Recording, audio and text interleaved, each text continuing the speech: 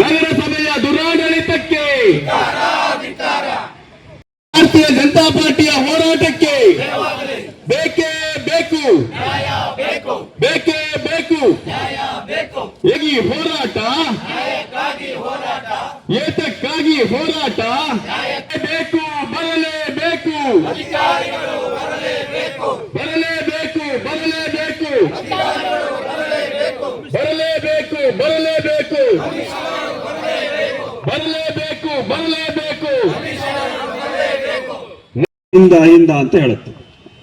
ಅಲ್ಪಸಂಖ್ಯಾತರು, ಹಿಂದುಳಿದ ವರ್ಗ ಮತ್ತು ದಲಿತರ ನಮ್ಮ ಬೆನ್ನೆಲುಬು ಹೇಳ್ತಕ್ಕಂಥ ಘೋಷಣೆಯನ್ನ ಮಾಡ್ತಾ ಇದೆ. ಆದ್ರೆ ಅದೇ ಕಾಂಗ್ರೆಸ್ ಪಕ್ಷದ ಶಾಸಕರು ಇಲ್ಲಿ ಸಾಗರದಲ್ಲಿ ಇವತ್ತು ನಗರಸಭೆ ನಡೆಸ್ತಾ ಇದ್ದಾರೆ.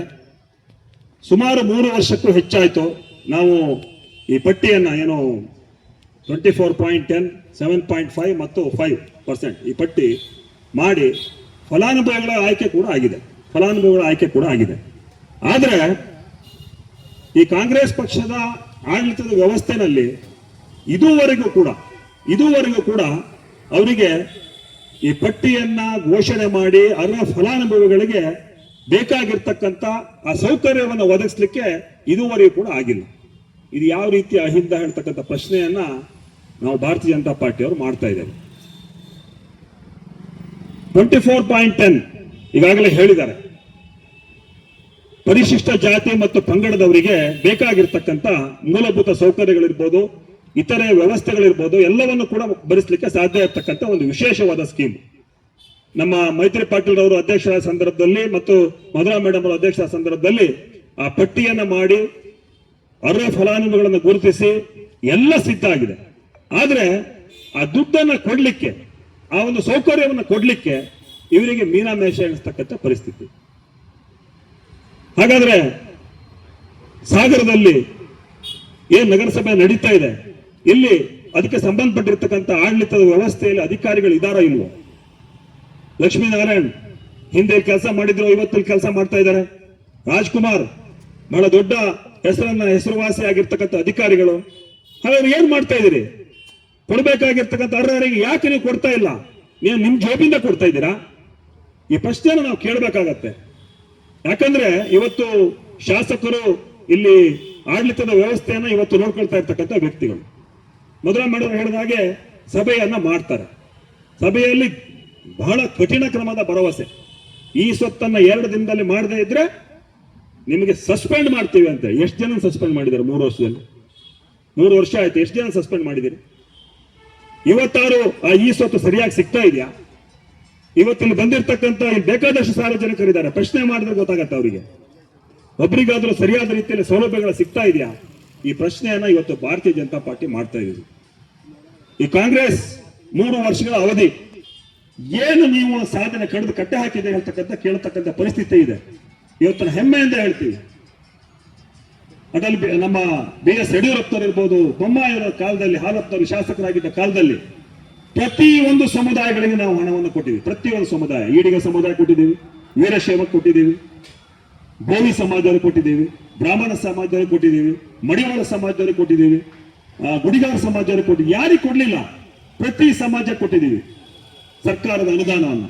ಹಾಗಾದ್ರೆ 3 ವರ್ಷ ಆಯ್ತು. ದಾಖಲೆ ಇಟ್ಟು ಹೇಳಿ 1 ರೂಪಾಯಿನಾದ್ರೂ ನೀವು ಯಾವ್ದಾದ್ರು ಸಮುದಾಯದವರಿಗೆ 1 ರೂಪಾಯಿನಾದ್ರೂ ಕೊಟ್ಟಿದ್ದೀರಾ? ಹೇಳಿ ನೋಡೋಣ. ಇವತ್ತೆಲ್ಲ ಸಮುದಾಯದವರು ನಾವು ಇದೀವಿ, ಎಲ್ಲಾ ಸಮುದಾಯದಲ್ಲೂ ಎಲ್ಲಾ ಪಕ್ಷದವರು ಇದ್ದಾರೆ. ಹಾಗಾದ್ರೆ ಇವತ್ತು ಒಂದೇ 1 ರೂಪಾಯಿ ನಮ್ಮ ಹೊಸದಾಗಿ ಕಾಂಗ್ರೆಸ್ ಏನು 3 ವರ್ಷ ಆಯ್ತು, ಈ ಅವಧಿಯಲ್ಲಿ 1 ರೂಪಾಯಿನೇನಾದ್ರೂ ಅವ್ರ ಸಮುದಾಯಗಳಿಗೆ ಕೊಟ್ಟಿದ್ರೆ ನಾನು ಇವತ್ತೇ ರಾಜಕೀಯ ನಿವೃತ್ತಿ ಆಗ್ತೀನಿ. ಇಂತಹ ಒಂದು ಏನು ಎಡಬಿಡಂಗೆ ಸರ್ಕಾರ ನಿನ್ನೆ ದಿನ ಘೋಷಣೆ ಮಾಡಿದ್ದಾರೆ. ಹಿಜಾಬ್ ಅನ್ನ ನಿಷೇಧವನ್ನ ವಾಪಸ್ ತೆಗೆದುಕೊಳ್ತೀವಿ, ಅದಕ್ಕೆ ಬದಲಾಗಿ ನೀವು ಜನಿವಾರ ಹಾಕೊಂಡ್ಬರ್ಬೋದು ಅಂತ. ಯೋಚನೆ ಮಾಡಿ. ಇವರು ಕ್ಷುಲ್ಲಕವಾಗಿರ್ತಕ್ಕಂಥ ಒಂದು ಜಾತಿ ಸಮೀಕರಣವನ್ನ ಮಾಡ್ಲಿಕ್ಕೆ ಹೊರಟಿದ್ದಾರೆ. ಈ ಜನಿವಾರ ತೆಗೆಸಿರ್ತಕ್ಕಂಥದ್ದು ಇದೇ ಕಾರಣಕ್ಕೆ. ಹಿಂದಿನ ದಿನಗಳಲ್ಲಿ ಜನಿವಾರ ತೆಗಿಲಿಕ್ಕೆ ನಿಮಗೆ ಅನುಮತಿ ಕೊಡ್ತೀವಿ, ಹಿಜಾಬ್ನು ಕೂಡ ನಾವು ಅನುಮತಿ ಕೊಡ್ತೀವಿ ಅಂತ ಹೇಳಲಿಕ್ಕೋಸ್ಕರನೇ ಇದು ಮಾಡಿರ್ತಕ್ಕಂಥದ್ದು. ಇಂತಹ ಕಾಂಗ್ರೆಸ್ ಸರ್ಕಾರ ಇವತ್ತು ಈ ರಾಜ್ಯದಲ್ಲಿ ಜನ ವಿರೋಧಿ ನೀತಿಯನ್ನು ಅನುಸರಿಸ್ತಾ ಇದೆ. ನಾವು ಇವತ್ತು ಈಗಲೇ ನಾನು ಸೂಚನೆ ಕೊಟ್ಟಿದ್ದೀನಿ, ಯಾವುದೇ ಕಾರಣಕ್ಕೂ ಅಧಿಕಾರಿಗಳು ಬಂದು ಸ್ಪಷ್ಟೀಕರಣ ಕೊಡಬೇಕು. ಯಾವಾಗ ಅದನ್ನ ನೀವು ಏನು ಫಲಾನುಭವಿಗಳ ಪಟ್ಟಿ ಇದೆ, ಅದನ್ನ ಯಾರಿಗೆ ಯಾವ ಸಂದರ್ಭದಲ್ಲಿ ಕೊಡ್ತೇವೆ ಹೇಳ್ತಕ್ಕಂಥ ಸ್ಪಷ್ಟೀಕರಣ ಕೊಡಬೇಕು. ಹೇಳಿದ್ರಲ್ಲ, ಅವರು ಬಂದು ಕೊಡದೆ ಹೋದ್ರೆ ನಾವು ಇಲ್ಲೇ ಉಪವಾಸವನ್ನ ಕೂರ್ತಕ್ಕಂತ ಒಂದು ಯೋಚನೆಯನ್ನ ಮಾಡಿದ್ದೇವೆ. ರಾಜ್ಕುಮಾರ್ ಇರ್ಬೋದು, ನಾಗಪ್ಪನವ್ರು ಇರ್ಬೋದು, ರಾಜ್ಕುಮಾರ್ ಇರ್ಬೋದು ಅಥವಾ ಲಕ್ಷ್ಮೀನಾರಾಯಣ ಇರ್ಬೋದು, ಅವ್ರಿಲ್ಲಿ ಬರಲೇಬೇಕು.